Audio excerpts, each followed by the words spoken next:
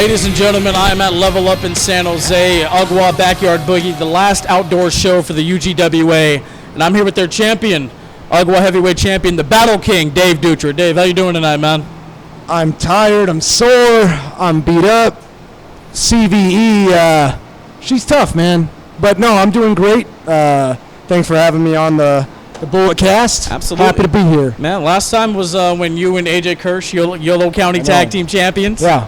Hey, AJ and I recently spoke about that too, about a week ago at Best of the West. Yeah. We are waiting. We never like to see anybody get fired.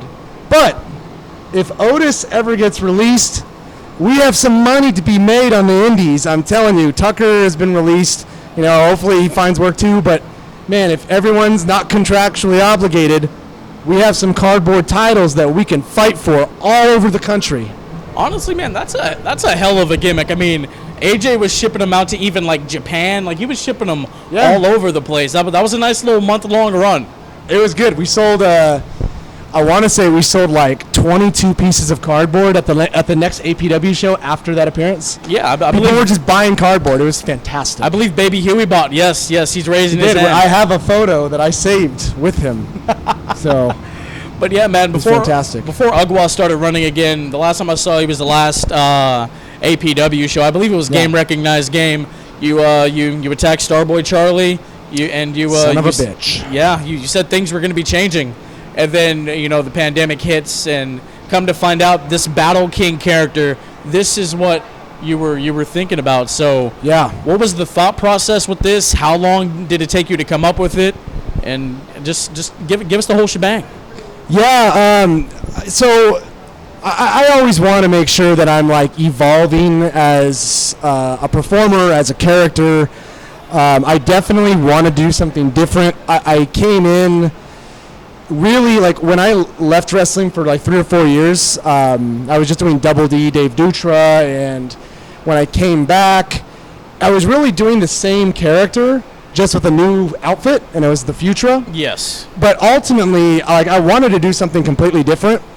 And I'd say right around, because I came back in March of 2018, and by the fall of 2018, I had went to like a street fair, and they had a bunch of booths, and they were selling like masks and whatnot, and I saw some steampunk kind of mask, and then I saw some more like medieval kind of shit. And it just struck a chord with me. And I'm like, I wonder if I could do something with that. And ultimately, I started, like, drawing stuff out. And I wanted to, like, grow my hair out for it.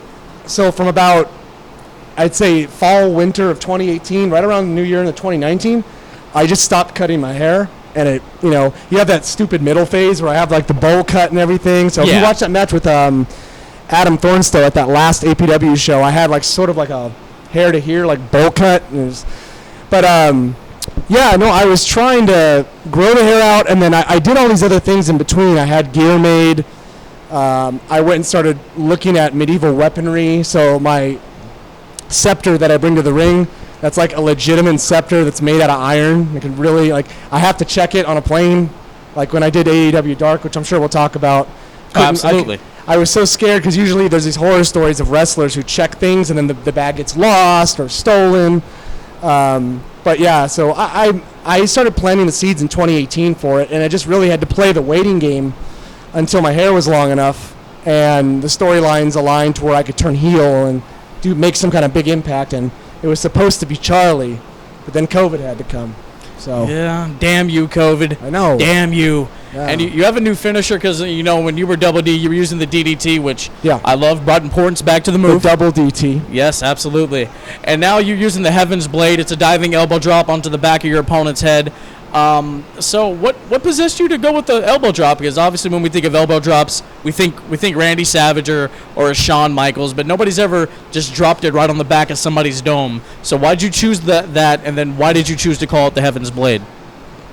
So, when a king would sentence someone to death, he would have an executioner take him somewhere, and it would either hanging or maybe the guillotine. Yes. And the Heaven's Blade is sort of a metaphor for a guillotine dropping on the back of someone's neck who's being in a prone position.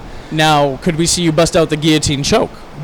I I certainly could, Okay. but I'm never. I mean, I could do a guillotine choke. I'm not really a submission wrestler, but that was the premise of the Heaven's Blade, and it's called that because the elbow is essentially the blade falling from the heavens. So I like the thought that was put in there. I put some thought. COVID made people think. What are you gonna do? You have a year off. Basically, like man. you better have something on. Whether it's a new character, new moves, you're studying. You got to make best of your time. So I think people found out stuff about themselves during COVID, and it helped them for the better. Yeah, for sure. So, I mean, the first time we all saw this gimmick was in November. You go up against Ricky Starks at AEW Dark. So, I mean, what's that whole process like? Getting contacted by Tony Khan or whoever's in charge of contacting talent, and then showing up at the building. And what was the reaction like from people? Well, I got, through connections, I was able to connect up with the people that booked Extra Talent there, and then fly out to Jacksonville. And it was sort of a strange situation because I hadn't wrestled in, I don't even know how long at that point. I had AEW Dark was like in November of 2020, so like 8 or 9 months. Yeah. And at that point, I'd already checked the future gimmick like out the door. So I'm like, I'm going to do this new thing, and it's going to be on TV for the first time. So it's sort of a weird dynamic, but AEW was great. Like, the locker room there, it's much more relaxed as compared to, like, WWE. Got some guys with Battle King shirts there, so I appreciate that guy over there. Yeah, shout out that guy. Shout out to the Battle King shirt guy. Shout out repping the merch. But, it's, like, both WWE and AEW, when you go there as an extra, they're both equally unique experiences, but WWE is just such a larger like production, and there's people going in all directions. It's almost like you're a fly on the wall and you're watching like a freeway traffic of people in all directions, stage crew, this, that. And AEW felt like sort of a mix of an indie locker room with like higher production, but it just felt more relaxed. You could approach people and just ask them a question, and you didn't feel the pressure of like you're interrupting somebody, and that's really unique about AEW, which I really appreciated. Well, let's talk about that. I mean, the people that they have there, just some of the greatest minds. You have Chris Jericho, you have Tully Blanchard, Arn Anderson, Jerry Lynn. So like you talked to any of those guys briefly about in-ring work or whatnot? I introduced myself to Cody when I saw him. Okay. Just let him know because Cody had done a lot of work with APW before AEW's time when he was just working the indies. He did a couple big main events, including like a Cow Palace show. Yes, with Joey Ryan, Steel Cage. So he was very familiar with APW. So I just let him know, like, thank you for the opportunity. I'm from APW in San Francisco, and he's like, oh, you're one of Marcus's guys. Oh, fantastic, welcome. You're our family for the next 2 days, so make yourself at home. Like, he was very cordial, professional, treated me like just one of the boys, so I appreciate that. I did talk to Jerry Lynn. Jerry Lynn also did some work at the Garage for APW back in the day. He wrestled Will Hobbs back at the Garage, so he's familiar with APW, so we just shot the breeze for a little bit. A few other guys there that I knew. Obviously, I knew Will. Will was there. I knew Brian Cage because he's worked NorCal forever. Yeah. So a lot of those, I haven't seen those guys in a few months, so it was cool to catch up with them too. But overall, it's great. So going into the match, how nervous are you? I mean, I always have nerves, and I've been doing it for a long time, but I mean, there's always nerves, and they say that like if you don't have the nerves anymore, why are you doing it? There's always a little bit of nerves, but it was so weird because there was no people there. So like sometimes they'll do like one dark match with the audience from the first taping. Yeah. But then the way they were doing it before, they would film 2 weeks worth of TV, and the second week was not in front of anybody. Yeah. They would post-edit the show and put like crowd noise. So when I went out there, there wasn't anybody there at all except the referee. And just like not even the wrestlers on the side? There was the wrestlers on the side. Okay. I just meant fans. There's no fans at all. Just the wrestlers making noise. So, I mean, in that sense, I didn't have the pressure of the live audience, to work. But there's the pressure of knowing, like, hey, it's my first time doing this gimmick. Hey, this is going to be put on YouTube, for an international audience. It's my first time working with Ricky Starks. So I mean, I had a little bit of nerves, but it was such a simple match. I mean, I'm really making Ricky look good. That's my job when I'm there, is to make, as an enhancement guy, to make them look good. So I knew my part and did it to the best of my ability. And Tony Khan and Cody did pull me aside afterwards, and they gave me some props. Said, "Yeah, you made Ricky look good out there. Thank you." So, job well done, and yeah, move on. But it was great experience. I loved it. Can we see you back popping up on AEW Dark, or possibly even Rampage is coming up in August? I mean, you never know. You never know. If I knew, I couldn't say anything, but yeah, you never know when an opportunity might arise. So, I hope so. I'd love to be back there. So, yeah, I mean, because like a lot of guys or people in general, like they've been popping up on AEW Dark or Dark Elevation, and then eventually they get signed. Danny Limelight just got signed to MLW. Yeah. Is that kind of the route you want to go? I'll go wherever wrestling takes me. Okay. I mean, MLW would be cool. I'd love to work there. Ring of Honor, AEW, NXT, NWA. NWA, yeah, the MWA is doing great stuff too. My door is open, and for me right now, we're just getting back into the swing of things. So what I'm focusing on is just getting myself out there, as many shows as I can get on, putting content out. I love that the fans who put stuff on social media, that helps out quite a bit. And then, we'll see if, I can get calls and get places, but it's just about getting exposure at this point, and the wrestling business is recovering from a long break, so. Absolutely. I mean, you've been at this for quite a long time. I've seen every incarnation of your career. This, the Futura, and Pink Mink Inc. Pink Actually, Mink, yeah. Before you came back in 2018, the last time I ever saw you, it was in the APW Garage, Halloween Hell 2013, in a ladder match against Drake Younger for the Worldwide Internet Championship. Yeah, that's a good one. It's kind of ironic, he was like the interim champion over there. Slash calls you the interim champion here, so it's kind of like poetry in motion in a way. Yeah, now I don't know if they're going to make this a ladder match for the unified titles, because then that's like history repeating itself in more ways than one. But it's like same story in a way. It's sort of crazy how that works. But man, I mean, the Garage, like, it's historic, but it was a small place, and for you guys to have that ladder match, it's on YouTube. Go check it out. For you guys to have that in that small ass space, that was incredible. I mean, the spot where you German suplex Drake while his head's in between the ladder and everything. So that was his crazy idea. Okay. I would never suggest to someone to put their head inside of a ladder and then take a German suplex. Yeah, because at that point in time, that was his 47th ladder match. That was crazy. Yeah, according to the commentary. Commentary was just to put him over, because John Roberts and Levi Shapiro, they commentated that match, and I have rewatched that match a few times. Yeah. I love their commentary. They were great. It was. And Drake was like, man, he's so good. Like he sort of orchestrated most of that match, and he put together a lot of those crazy ass things that I would never ask anyone to do with the things that he did. He's like, no, just go ahead and throw me. I'll take care of the rest. I'm like, okay.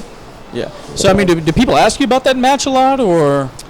Not so much now. You're the first one to bring it up in a little while, because it was so long ago. Yeah. But I did get a lot of great feedback about it, especially when it did go on YouTube, because it's in the thousands of number of views, but I did get a lot of positive feedback for it for the next couple years afterwards, because I retired, or I stepped away. I guess you say retired, like a year after that match, and I was still getting stuff during the time I was away from the business. But yeah. Yeah, man. I mean, you hit up West Coast Design to make you a replica of the original APW Internet title. I mean, it was a beautiful championship. I'm so upset. It's sickening what happened to it. But just kind of tell us what that title, that design especially, means to you. Yeah. So the APW Worldwide Internet Championship was the first championship belt that I won as a professional wrestler. So it has that value, that sort of connection, like, okay, it was my first belt, so it means a little more than like anything else. I'm also sort of like a belt mark. Like I collect championship belts. Same. So when you have a belt that's made by Reggie Parks, like if you collect championship belts, you know the quality of a Reggie Parks belt. It's basically the cream of the crop of championship belts, the quality. That was an original Reggie Parks belt. So that belt was stolen at an APW show Years ago. Yeah, probably like 3 or 4 years ago. And it was heartbreaking. I reached out to Dave Milliken, who works with Reggie Parks, and to see if they had the original print. And I was legitimately willing to pay like whatever. That was like a $3,000-$4,000 belt, I think. Yeah. To try to have it remade, but they couldn't find. I'm not sure they couldn't find the old print for it or something. So it would have had to been done from scratch. And then it sort of fell through, and I never brought it up again. And then I saw that West Ghost, who I have a really close connection with, him and his daughter were going to shows in Sacramento area from like 2012-ish. So like I would always like his daughter. I was like her favorite wrestler, so we would always do those things. He was at the ladder match. Yep, and I'd bring her into the ring a lot. We take photos, so like we always stayed really close. And I found out he was doing championship belts. He made that one. He made the UGW, all of the UGWA belts. Yeah. So I just said, hey, do you think if I gave you like as many photos of the Internet Championship as I could find, could you redesign this from scratch? And it's pretty close. Like his model is a little bit larger than the original belt. Yeah. But if you look at a photo and just look at every little intricate work of the design, it's pretty damn close. I'm a picky guy. There at one point he sent me drafts of every design. Yeah. And the keyboard was like the keys weren't exactly how they were. So I said, hey, it's got to be like a 1990s keyboard. And you see that little thing on the hard drive or the tower that the monitor's on? I'm like, this is 1995, 96. You got to put a floppy disk drive on that thing. So he had the little floppy disk drive on the medallion. So I'm really pleased with it. I have it.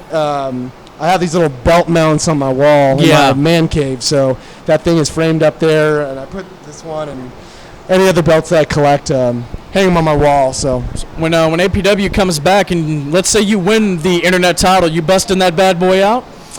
That's not my call. Okay. I wouldn't mind, but they haven't for your run specifically. If they allowed you, I could, but I've never held the new one, and the new one's it's nice. New thing for me. It's nice. I mean, I've seen it in the locker room, but who knows, right? You and Levi can scrap for it. We never know. I know. I did scrap with him for it, but that was the Futura. That's in the past. The Futura is in the past. All right. I'll get him next time. It's the rapid portion part of the interview, so I'm going to ask you multiple questions. Just fire away. Whatever comes to your mind. Oh, yeah. Favorite wrestler of all time? Shawn Michaels. Smart man. Yeah. Smart man. All right. Favorite tag team of all time? The Brainbusters. Ooh. Any incarnation. Brainbusters, Arn and Tully in the NWA. Okay. I love it. Favorite finisher of all time? The DDT. Jake Roberts, Arn Anderson. Hey, man, people don't know. Jake, once he lifted that arm up and slapped him, it was it.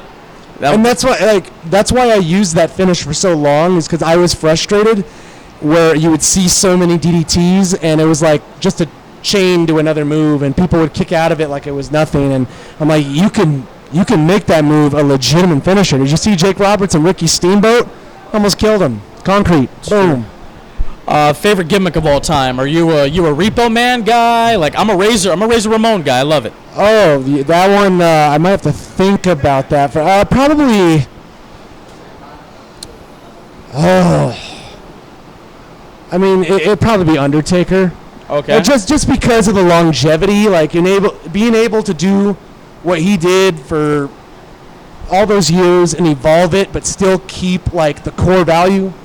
You got to go Undertaker. Okay. World's freshest tag team. We out. All right. What's up, guys? Dave, good shit today. All right. Of course, always good shit. All right, King. Yeah, let them know. Let them know. They just had to appear, like my time. I know. Favorite match of all time. That one's gonna be hard. Favorite match of all. There's so many matches that I could say if it's WWE, it'd probably be Brett and Austin from WrestleMania 13. Okay. Or I could go Shawn and Taker from 25. That's mine. But I think from a worker standpoint, I gotta go Edge with Brett and Austin. anything with like Tanahashi and Okada from their run, maybe 5 or 6 years ago. Okay. Anything with Omega and Okada. Okay. All those matches are great. There's so many good ones now. Like, it's just hard to pick one. Okay. Hot Tub Time Machine. If you could go back in time to any wrestling match or moment in history, what would it be? And be there live, or yeah. You're there live in attendance for it. Huh. I don't want to take too long, so I'm gonna just one that first comes to my mind, because I didn't appreciate it at the time as much as I do now, because it gives me goosebumps every time. But when I wanted to be in the front row at Toronto WrestleMania 18 to watch the Hogan Rock match, okay, and see like the Hulk up moment, because if you watch that back, in 2002, like I was in like a different phase where I was just appreciating like the RVDs and the Eddie Guerreros, and I sort of crapped on the Hogan Rock thing at that time, because a lot of it was locking up and this and that. Yeah. But now, like, when I've learned a little more about psychology and just like how to work an audience, I appreciate that match so much. So like when you watch it and he locks up and throws him back and just does a pose, and then you see all these people, like thousands of people in the background, they all stand up and go fucking bananas. And then later on when he starts to Hulk up and you just watch the people, like I get goosebumps every time. So I want to go back and be there and feel that. Okay. Yeah, absolutely, man. I mean, it theoretically, like, people have said it's not the best worked match in the world, but that doesn't matter. Just the reaction. It's the audience is the most important factor of any match. Like, you can do a million flips out there, but if the fans are sort of dead, then they're sort of dead. If you can lift them off their butts with a pose, like you're not even actually physically like doing a move, like you're the best fucking worker. Yeah, they were the best that night. I mean, here we are, 19 years later, and we're still talking about it.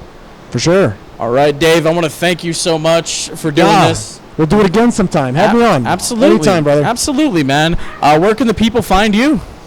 So all things social media, Facebook is at the Battle King, or Battle King Dave Dutra on Facebook. Same with Instagram, at Battle King Dave Dutra. Twitter, I got my first and last name, and I'm not giving that one up, so it's at Dave Dutra on that one.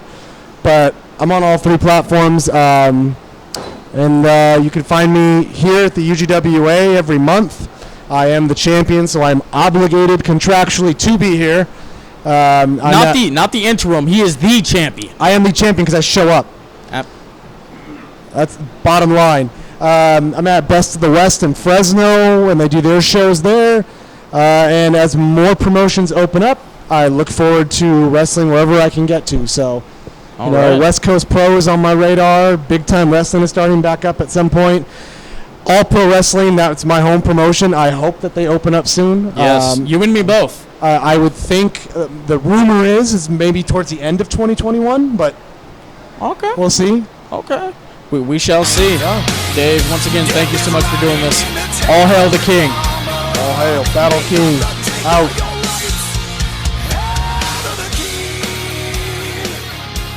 This has been the broadcast. Thank you for listening.